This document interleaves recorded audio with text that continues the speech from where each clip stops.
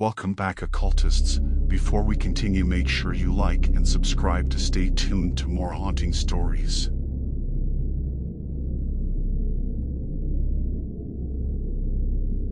My name is Father Thomas, and in my years of priesthood, I have witnessed the profound mysteries of faith, the unexplainable facets of our existence, and the constant battle between light and darkness. However, nothing prepared me for the harrowing experience of an exorcism that went beyond the realms of understanding, forever altering the life of an innocent soul. It began when the Worthington family sought me out, their faces etched with fear and despair. They spoke of their daughter, Eliza, a girl of just 14, who they believed was possessed by an evil entity. As a man of the cloth, I had heard tales of demonic possession, but always approached such claims with cautious skepticism.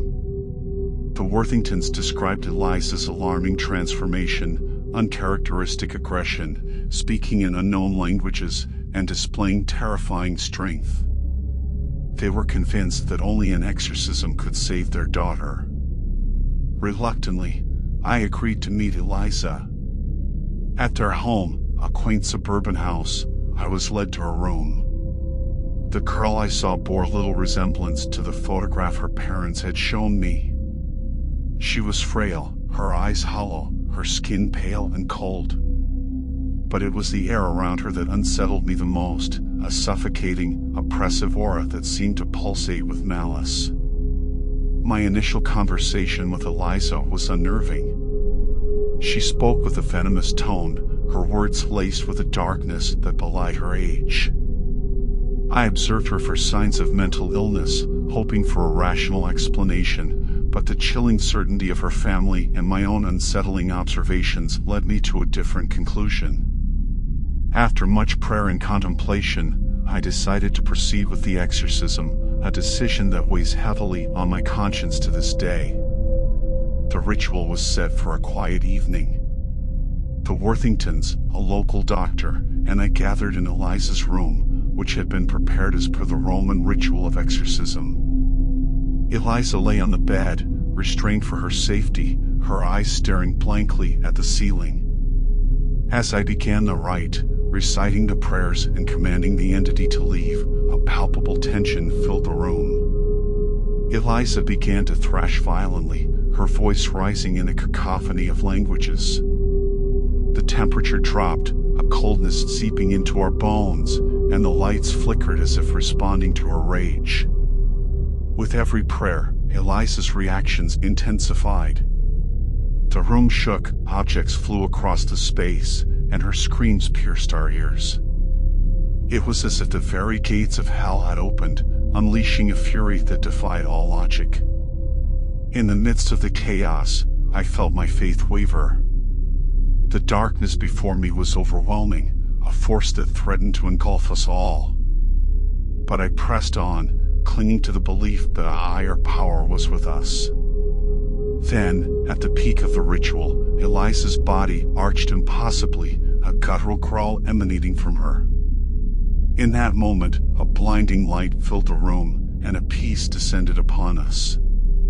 It was over. The entity had been expelled. We released Eliza from her restraints, her body limp and exhausted. The Worthingtons wept with relief, embracing their daughter, thanking me for saving her. But as I looked at Eliza, a sense of unease lingered in my heart. In the days that followed, Eliza's physical health improved, but it was clear that the ordeal had left its mark. She was quiet, withdrawn, a shadow of the vibrant girl she once was. Her eyes held a depth of sadness, a residue of the darkness she had experienced. The Worthingtons praised the exorcism as a miracle, but I couldn't share in their relief. I was haunted by the fear that something had gone wrong, that in expelling the entity, a part of Eliza had been lost as well. I visited Eliza often, offering counsel and support, but the light in her eyes never returned. She spoke little, and when she did, her words were tinged with a sorrow that was beyond her years. The joyous laughter that once filled our home was now a distant memory, replaced by a silence that spoke of unspeakable trauma. The experience shook my faith, not in a higher power, but in our understanding of it. I realized that there are forces in this world that are beyond our comprehension, entities that lurk in the shadows, waiting to prey on the innocent. The exorcism of Eliza Worthington became a defining moment in my life, a reminder of the fragile boundary between our world and the unknown. I continue my duties as a priest, but with a newfound respect for the mysteries that lie beyond our understanding. As for Eliza, she grew up to be a quiet, introspective woman, her life forever marked by the shadows of that fateful night. She found solace in art, her paintings a window into the depth of her soul, a soul that had seen the darkness and survived.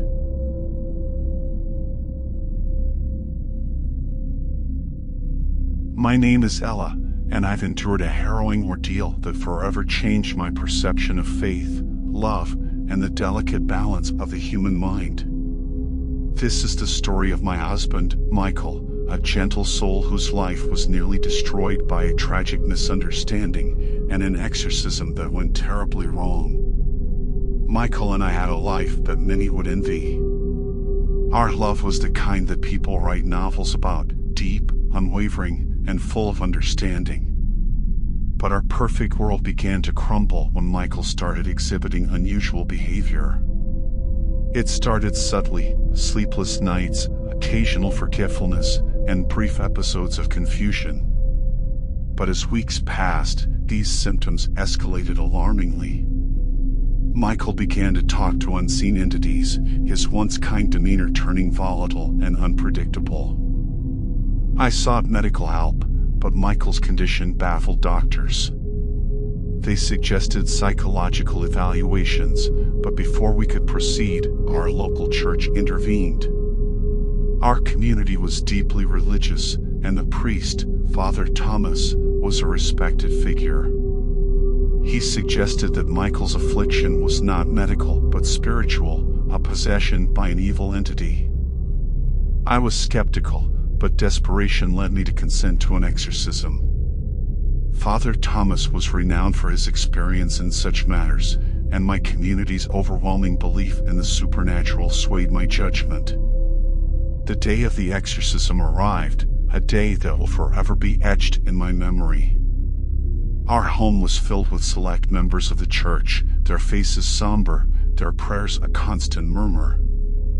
Michael was restrained to a chair, his eyes vacant, a shadow of the man I loved. Father Thomas began the ritual, his voice firm as he commanded the entity to leave Michael's body. At first, nothing happened. Then, Michael's demeanor changed. He thrashed against his restraints, a guttural voice emanating from him, spewing vile words and threats. It was a voice I didn't recognize, one that filled me with a bone-chilling terror. Father Thomas persisted, his prayers intensifying. But Michael's condition worsened. He started convulsing violently, his eyes rolling back, foam forming at his mouth. I watched in horror, my heart breaking, as the man I loved was reduced to a spectacle of madness. The room grew colder, the air charged with an indescribable tension. Suddenly, Michael lunged forward, his restraints snapping. He grasped Father Thomas by the throat, his strength unnatural. The priest struggled, his face turning red, his gasps for air growing fainter. Panic ensued. The church members rushed to subdue Michael, their efforts frantic and chaotic. I screamed, my voice drowned out by the commotion. It took 5 men to pull Michael away and restrain him again. Father Thomas collapsed, coughing and gasping. The room fell silent, the air thick with disbelief and fear. The exorcism was stopped, the realization that something had gone terribly wrong hanging heavily over us. In the aftermath, Father Thomas was rushed to the hospital, his life hanging by a thread. Michael was sedated and taken to a psychiatric facility. The church members whispered about the failed exorcism, their faith shaken. Alone, I grappled with the guilt and confusion. The Michael I knew and loved could never harm anyone, yet the memory of him attacking Father Thomas was undeniable. Days turned into weeks. Father Thomas recovered, but the incident left a dark shadow over his career. He visited me once, his demeanor somber. "I was wrong," he admitted. "Your husband needed medical help, not an exorcism. I almost lost my life because of my arrogance." Michael was diagnosed with severe schizophrenia. The doctors explained that his symptoms had been exacerbated by stress and lack of sleep. They were confident that with proper treatment and medication, he could manage his condition. I visited Michael daily, watching as he slowly returned to the man I knew. His remorse for what happened was profound, his confusion and fear evident in his tearful eyes. The community's reaction varied. Some offered support, while others whispered about demonic forces and unfinished rituals. I withdrew from the church, my faith in organized religion shattered. The road to recovery was long and arduous. Michael's mental illness was a constant companion in our lives, but we learned to navigate its challenges together. His treatment was effective, and gradually, he regained his sense of self. But the scars remained, on Father Thomas, on our community, and most of all, on Michael and me. The experience taught us the dangers of blind faith and the importance of seeking the right help at the right time. I share our story as a cautionary tale about the stigmas of mental illness and the perils of misdiagnosis. Michael was not possessed, he was a man battling a disease that he didn't understand, thrust into a situation that nearly cost him his life. We moved away from the community, seeking a fresh start. Michael continued his therapy, and I, too, sought counseling to cope with the trauma.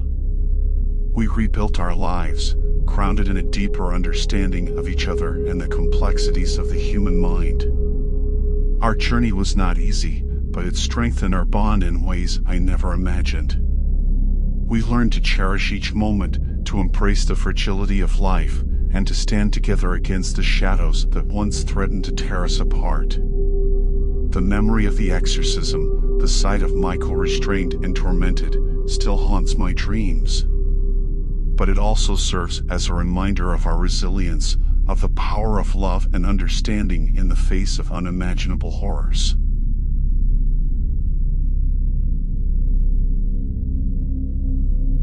My name is Father Daniel Hartman, and what I am about to recount is an encounter so unnerving and fraught with darkness that it compelled me to retire from my duties as an exorcist.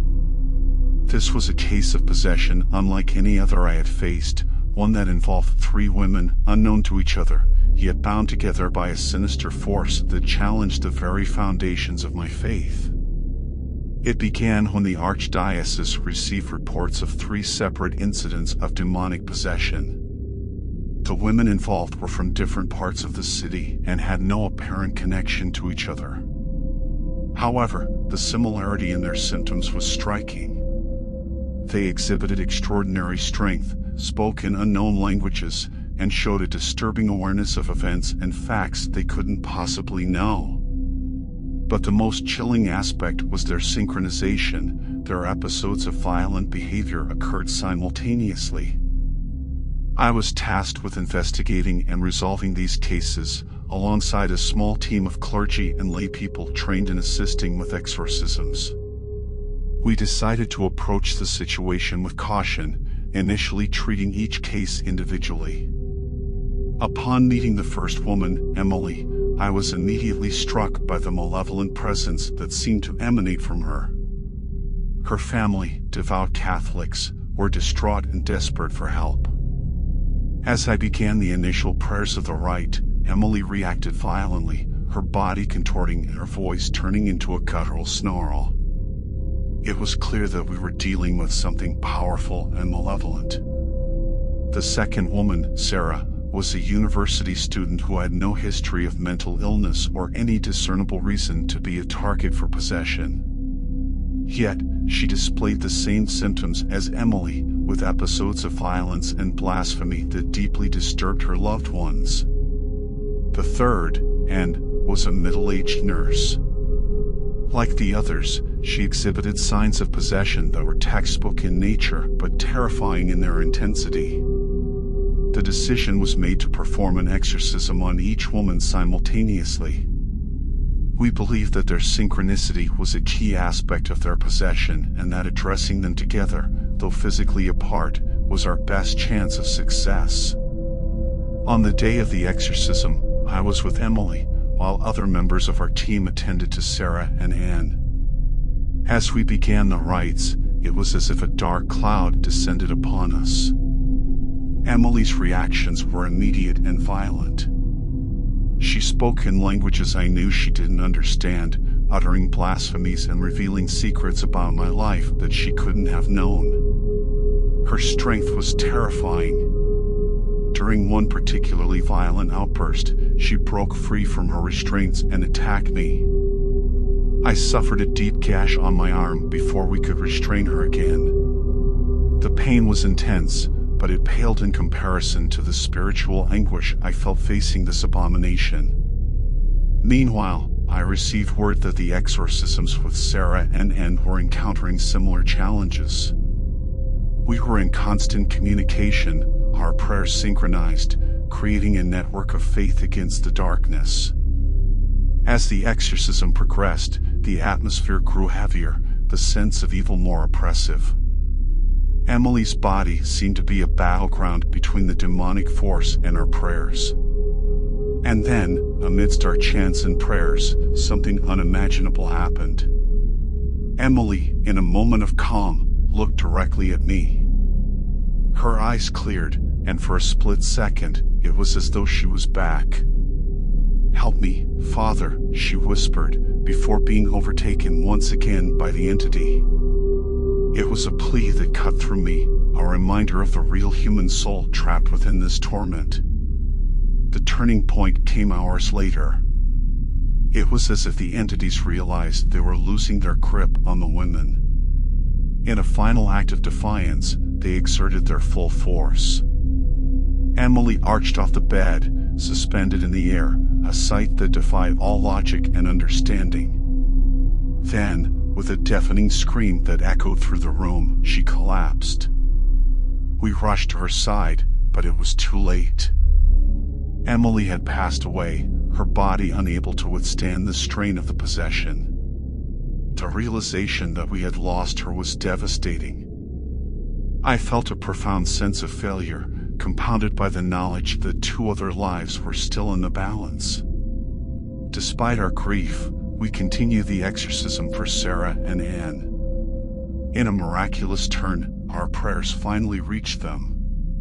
The possessions were broken, the entities expelled.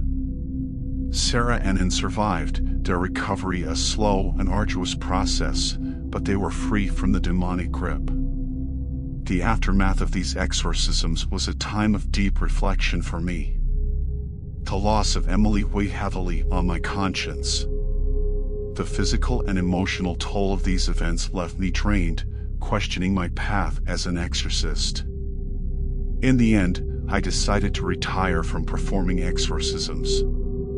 The battle against the demonic had taken a piece of my soul that I could never regain. I continue my duties as a priest, but my perspective on the spiritual warfare we face has been irrevocably altered. I share this story not to incite fear, but to bear witness to the realities of evil we sometimes face. My heart goes out to the families of Emily, Sarah, and Anne, who suffered immensely. This experience taught me that the battle against darkness is not just a spiritual one, but a deeply human one, where the cost can be unimaginably high, and the scars left behind are often invisible.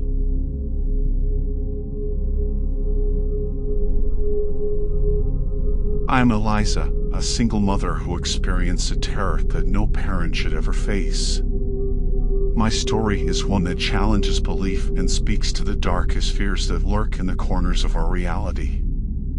It's about my baby, Noah, and a horror that descended upon us when he was barely a month old. It started subtly.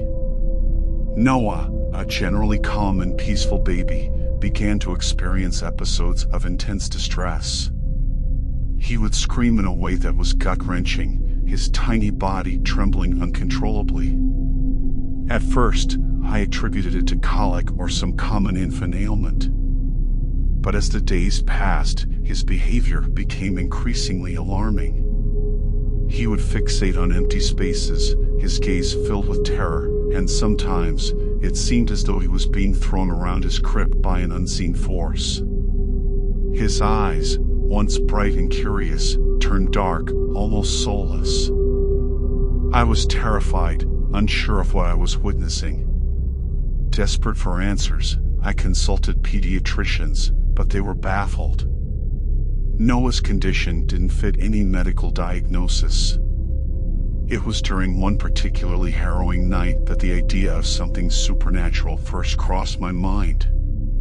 Noah's screams had filled the house when suddenly they stopped, and in a chillingly deep voice, completely unlike a baby's, he spoke a single word, "Gone." I was frozen in fear. This was beyond any logical explanation. In my desperation, I reached out to the church. But to my dismay, they were reluctant to get involved. They suggested psychological help and denied the possibility of possession, leaving me feeling isolated and hopeless. That's when Father Michael entered our lives. He was a young priest, new to our parish, and unlike his superiors, he was open to the idea that what was happening to Noah was beyond the realm of science. Father Michael first visited our home on a cold, overcast afternoon. He was gentle, his voice calm and soothing. He observed Noah, who lay eerily quiet in his crib, his eyes following Father Michael's every move. "I've never dealt with anything like this," Father Michael confessed, his honesty both alarming and refreshing. "But I believe you, Eliza. And I'll do everything I can to help." In the days that followed, Father Michael became a regular presence in our home. He researched tirelessly, consulting with experts in obscure fields of theology and demonology. Meanwhile, Noah's episodes grew worse. His cries filled the house with an unnerving echo, and there were moments when it seemed as though an unseen entity was present in the room. Father Michael decided that an exorcism was our only recourse. It was a decision that filled me with both hope and dread. The thought of my baby enduring an exorcism was terrifying, but we were out of options. The night of the exorcism, a storm raged outside, as if nature itself was reacting to the battle that was about to take place. Father Michael began the ritual with a prayer, his voice steady but filled with an undercurrent of fear. No sooner had he started than the temperature in the room dropped dramatically. Noah, who had been restless, suddenly became still, his eyes dark pools that seemed to absorb the light around him. Father Michael continued, his words echoing in the charged air. Noah began to convulse, his tiny body arching in the crib. The sight was unbearable, my instincts as a mother screaming to snatch him up and run. But Father Michael urged me to stay strong.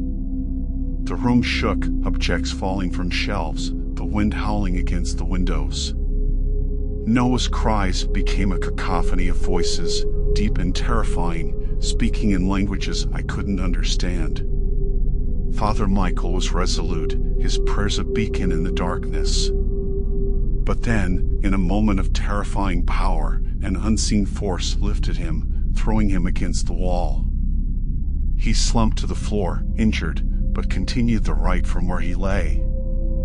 I watched, helpless, tears streaming down my face as my baby suffered. It felt like an eternity, the battle between the pure soul of my child and the malevolent entity that had claimed him. And then, just as suddenly as it had begun, it was over. The air cleared, the temperature returned to normal, and Noah, my sweet, innocent Noah, lay quietly in his crib, his chest rising and falling rhythmically with peaceful sleep. Father Michael was helped to his feet, his body bruised and battered from the ordeal. He was weak, but there was a look of relief and triumph in his eyes. In the aftermath of the exorcism, Father Michael was reprimanded by the church for his actions. They refused to acknowledge the possession, treating the incident as an aberration, a misjudgment by a novice priest. But I knew the truth. Father Michael had saved Noah, had fought against an evil that few could comprehend. Noah recovered, but he was different. There was a seriousness to him, a depth in his eyes that spoke of an experience far beyond his years. Father Michael visited often, but the ordeal had taken its toll on him. He retired soon after, his spirit and body worn by the battle he had fought.